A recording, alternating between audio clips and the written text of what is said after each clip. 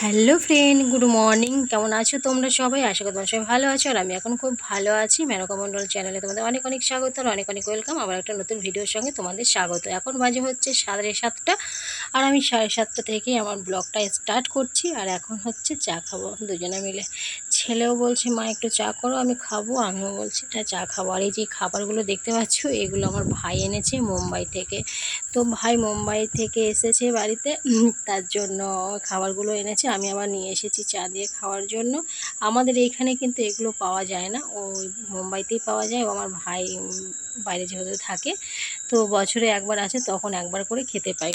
তো নিয়ে এসেছে, আমার বেশ এগুলো ভালো লাগে। আরেকটা এনেছিল ঝাল ঝাল, সেটা শেষ হয়ে গেছে সঙ্গে সঙ্গে। ঝাল ঝালটাই সবাই ভালো খায়, এইগুলো আর খেতে পাইনি, তার জন্য ঝাল ঝালটা মানে আমার তোমাদের দাদাভাই ভালো খায়, কিন্তু তোমাদের দাদাভাইয়ের কপালে এবার জোটেনি ঝাল ঝালটা, এবার মিষ্টি মিষ্টিটা জুটেছে। তো আমাকে জিজ্ঞাসা করছিল কই ঝাল ঝালটা আরও নি, হচ্ছে না ঝাল ঝালটা শেষ হয়ে গেছে, সঙ্গে সঙ্গে সবাই খেয়ে নিয়েছে। তো যাই হোক, চাটা খাবো। চা খেয়ে আজকে আবার কাছাকাছিও আছে অনেকগুলো, মানে সংসারের কাজ তো বুঝতেই পারছো।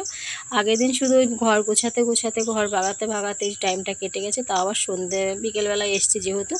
আর আজকে আমার অনেকগুলোই কাছাকাছি আছে, তোমাদের দাদাভাইয়ের বেশি আছে, কেন তোমাদের দাদাভাই যেদিন যেটা পরে তার পরের দিন আর সেটা পরতে পারে না, যেহেতু কাজ করে, ভিজে যায় ঘামে। তো কি করব, কষ্ট হলেও জামা কাপড়গুলো কেচে দিতে হবে। আর আমার আজ সকাল থেকে কোমরে এত ব্যথা করছে না, কি বলবো। ঠিক আছে, চলো চান করে আসছি নাকি। দেখো ফাইনালি আমি কাছাকাছি কমপ্লিট করে একদম ঠাকুরকে পুজো করে তারপরে চলে এসেছি। এসে হাঁড়িতে হাত দিয়েছি, এখন দেখছি ভাত অল্প আছে, তো আমাদের দুজনের হবে না।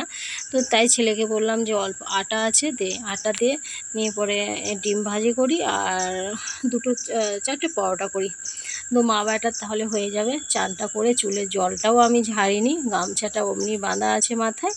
আর এত খিদে পেয়েছে, চুল ঝাড়বো তো কখন, চুলটা ঝাড়ার একদমই মানে ইচ্ছে ছিল না, যে আমি আগে খেয়ে নিই তারপরে চুল ঝাড়ার কথা পরে ভাববো। তো ফাইনালি আমি একদমই কিচ্ছু করিনি, দেখো সিঁদুরও করিনি আজকে। আর আমি রুটি করছি, ছেলেরও খিদে পেয়েছে, বুঝতে পারছি যে ছেলের খিদে পেয়েছে, ও কিছু বলতে পারছে না, শুয়ে আছে। তার জন্য বিশেষ করে আমি এলাম। আর এখন বাজে হচ্ছে, হ্যাঁ কটা বাজবে, 2:30, 2:45 তো বাজেই।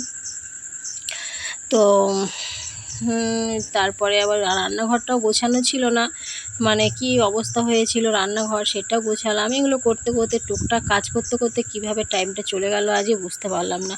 এই টুকটাক কাজ করতে করতে টাইম চলে গেল, তারপর আবার একটু রোদ দিচ্ছে, আবার একটু বসছি, আবার একটু ছাওয়া পড়ছে, আবার একটু কাজ করছি, এই করে করে করেছি। আবার কি বলো তো, বৃষ্টি যদি চলে আসে বিকেলবেলা, আবার একটা টেনশন, জামাকাপড় কাচলে জামাকাপড়গুলো শুকানোর একটা টেনশন থাকে, কিভাবে শুকাবো সারাদিনে, ওই উল্টো পাল্টা করে এই পাশ শুকাচ্ছে তো ওই পাশে উল্টে দিয়ে আসছি, ওই পাশ শুকাচ্ছে, এইভাবেই সারাটা দিন আর কি জামাকাপড়গুলো শুকিয়েছে। আর ভেজা জিনিস যদি ঘরে জড়ো করে রাখা হয়, সেগুলো কেমন একটা গন্ধ ছাড়ে। ওই জন্য বর্ষায় এরকম বৃষ্টি মিষ্টি হলে সেই সঙ্গে সঙ্গে যদি শুকিয়ে যায় তাহলে ঠিক আছে, আর যদি জামা কাপড়গুলো একটু ভেজা থাকে, গন্ধ গন্ধ ছাড়ে, ভালো লাগে না। ওর জন্য আমি জামা কাপড়গুলো কেচে ওর পেছনেই আমি লেগেছিলাম, যে জামা কাপড়গুলো একটু একটু করে শুকাক, জলটা ঝরে যাক, শুকিয়ে গেলে হাওয়াতে পুরোটাই শুকিয়ে যাবে। তো যাক, আমি সমস্ত কিছু মানে সেরকম উল্টে পাল্টে দিয়ে এসেছি, এবার শুকিয়ে যাবে, অবশ্যই শুকিয়ে যাবে। দুবার করে উল্টে করে দিয়েছি, দুবার 3বার করে উল্টে দিয়েছি, শুকিয়ে যাবে, এখানে বিকেলবেলা তুলে নেবো।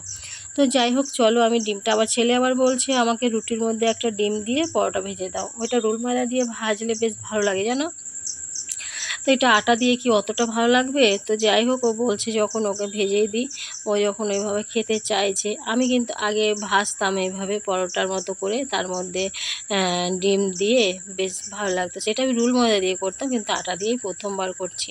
ও বললো মা লাস্টে একটুখানি করে দেবে, যেরকম লাগে আমি খাবো, যেরকম লাগে। আমি বললাম ঠিক আছে চলো, তোকে করে দেওয়া হবে। সমস্ত মানে রুটিটা আমার বেলা হয়ে গেছে, তো আমি এখন ভাজবো। আর ছেলে বসে আছে, ওকে বসিয়ে রাখলাম যে তুই আয় বাইরে বস, তোর বুঝতে পারছি তোর খিদে পেয়েছে। ও এসে বাইরেই বসেছে, এসে বাইরে বসলো, আমি উঠলাম ভাজার জন্য। তো চলো বাবা, কোমরটা এত ব্যথা করছে না আজ আমার, সকাল থেকে কোমরে প্রচুর ব্যথা করছে। আমি একটু হাঁটাহাঁটি করলে করে, জানো তো। তো চলো খাওয়া দাওয়া করে তারপর আসছি, চলো। এখন বাজে হচ্ছে 3:34, খাওয়া দাওয়া কমপ্লিট করে এই যে এলাম বিছানায় শুতে, একটু রেস্ট নেবো। আজকে কিচ্ছু করার নেই, আজকে রেস্ট নিতেই হবে, কেননা আজকে চা খাওয়ার পরে ঘরটা গুছিয়েছি। কালকে তো এসে শুধু ঘরটা মুছেছি, বালি বালি ছিল সেগুলো মুছেছি। আজকে সমস্ত ঘরটা গুছিয়ে ঝাড়ু দিয়ে সুন্দর করে খাটের নিচে বিছানাগুলো ঝেড়ে তারপরে বিছানার চাদরগুলো পেতে সুন্দর করে ঘরটা ঝাড়ু দিয়ে আবার মুছেছি। আর কিছু কাছাকাছি ছিল, পাপোশগুলো কাছাকাছি ছিল, পাপোশগুলো সে বৃষ্টি হয়েছিল, বালি ধুলো, তারপর ঘরে জল ঢুকেছিল, ওই পাপোশগুলো দিয়েছিলাম, সেই পাপোশগুলো ধুয়েছি। তারপরে কাছাকাছি অনেক করেছি। আর তোমাদের দাদাভাইয়ের তো কোনো জবাব নেই, ঠিক আছে, তোমাদের দাদাভাইয়ের কোনো জবাব নেই।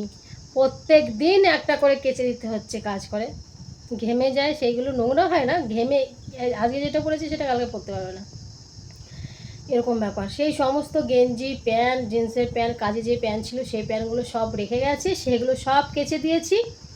তারপরে এই যে বিছানায় পাতা ছিল, এই বেড কাভার, সেই এই খাটে পাতা ছিল সেই বেড কাভার সব কেচে ঠেচে দিয়ে, তারপরে বাসন ছিল ধুয়ে, স্নান করে পুজো করে তারপরে খেয়ে দিয়ে এই যে এতক্ষণে রেস্ট হলো, ঠিক আছে। এখন 4টে বাজতে চললো, এখন রেস্ট হলো, কি একটু ঘুমাবো ভাবলাম, তারপর আবার ভিডিও আমার এডিট করতে হবে, তাহলে কখন ঘুমাবো। একা হাতে সব সব একা হাতে, তাও পোষায় না, কাজ যে এত করি তাও পোষায় না।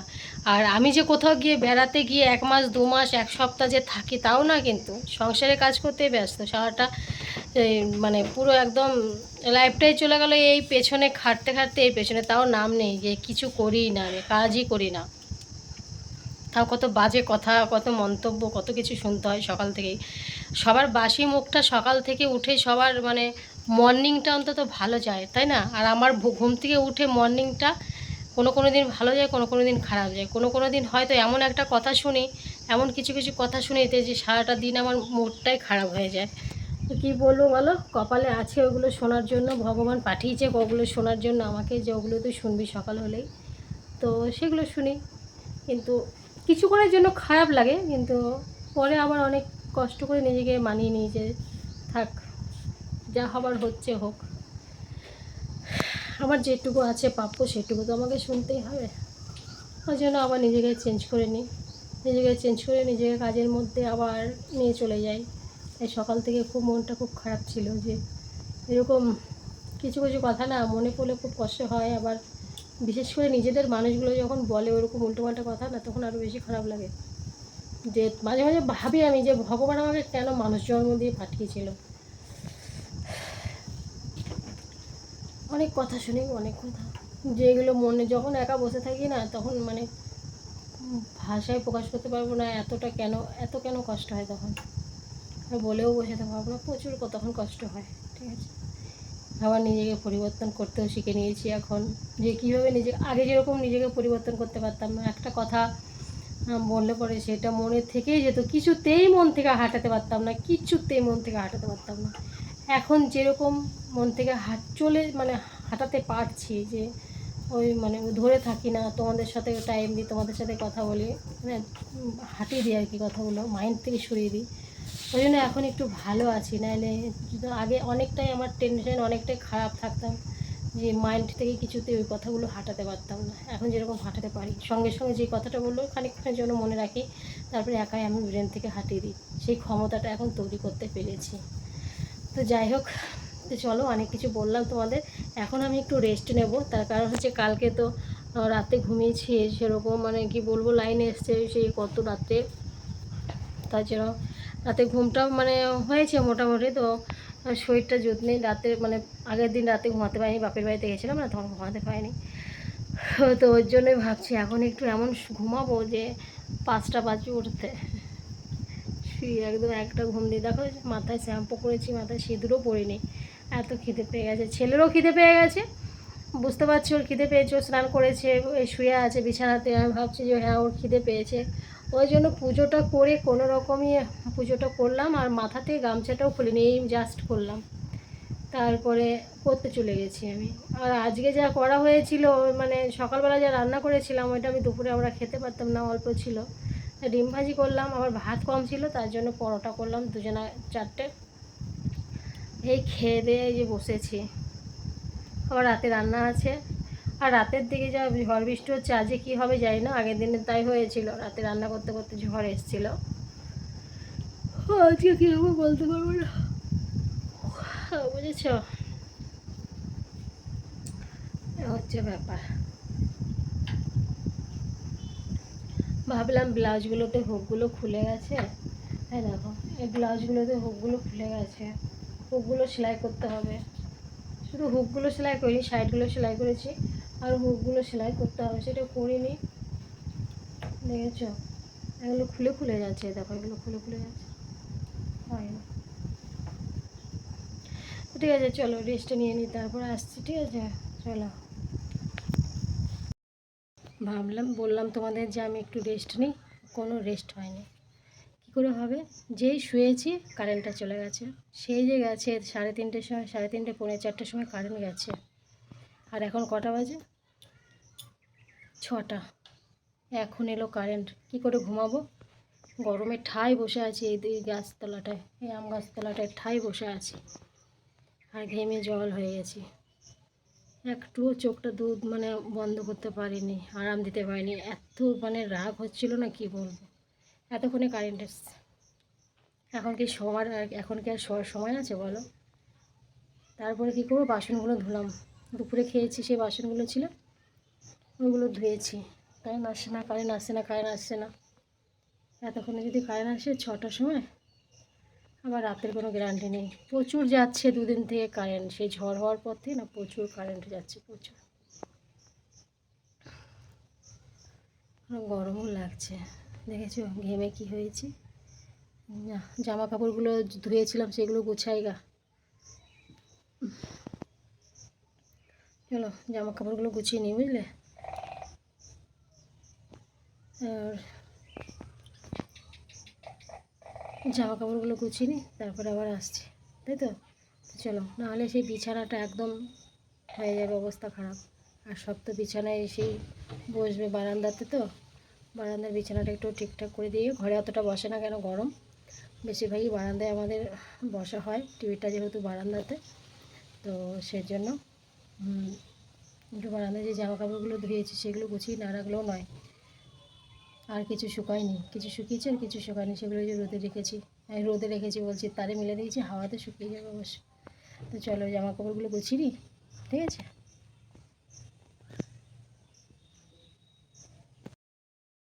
ভাববে যে দিদিভাই সেই জায়গাতেই বসে আছে, ভাববে না যে দিদিভাই সেই জায়গাতেই বসে আছে, আমি সেই জায়গাতেই বসতে এলাম, কেন এই জায়গাটায় হাওয়া লাগছে, ওই জন্য আমি এখানেই বসে আছি। আর রান্না করব, রান্না করতে যাব এই মুহূর্তে, আর তাই ভাবলাম যে তোমাদের সাথে একটু দেখা করে নিই। আমি এখনই রান্না করতে যাব, এখন বাজে হচ্ছে রাত 9টা 5, বুঝেছ। রান্নার সময় আরও আগে হয়ে গেছে, রান্নার সময়।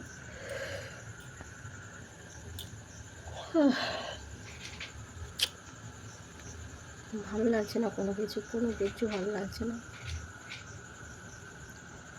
গরম লাগছে, ঘরে প্রচুর গরম লাগছে, ফ্যান চলছে কিন্তু গরম লাগছে, ওই জন্য বাইরে বসে আছি, আর সেই জায়গাতেই বসে আছি।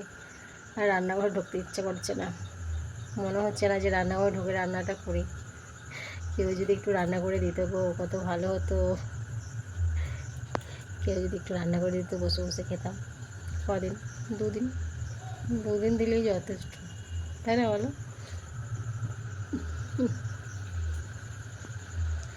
একদিন রান্না করে দেওয়ার মানুষ নেই, আবার 2 দিন খেয়ে দিয়ে কাজ পায় না, ঘুম পাচ্ছে, দুপুরবেলা ঘুমাতে পারি, ভাবছি রাতে একটু তাড়াতাড়ি ঘুমাবো। বাবা মহারাজের এখন কোনো পাত্তা নেই, ছেলে মনে হয় ঘুমিয়ে গেল না খেয়ে, না রান্না করি গা। তো ঠিক আছে চলো, আজকের মতো ভিডিওটা আমি এখানে শেষ করছি, আবার তোমাদের সাথে দেখা হবে নেক্সট ভিডিওতে। তোমরা ভালো থেকো, সুস্থ থেকো, আর ভিডিওটা ভালো লাগলে অবশ্যই কমেন্ট করো, ঠিক আছে, করবে কিন্তু, মিস করো না, কমেন্ট করবে, আর ভিডিওটা কিন্তু পুরোটা দেখবে, হ্যাঁ।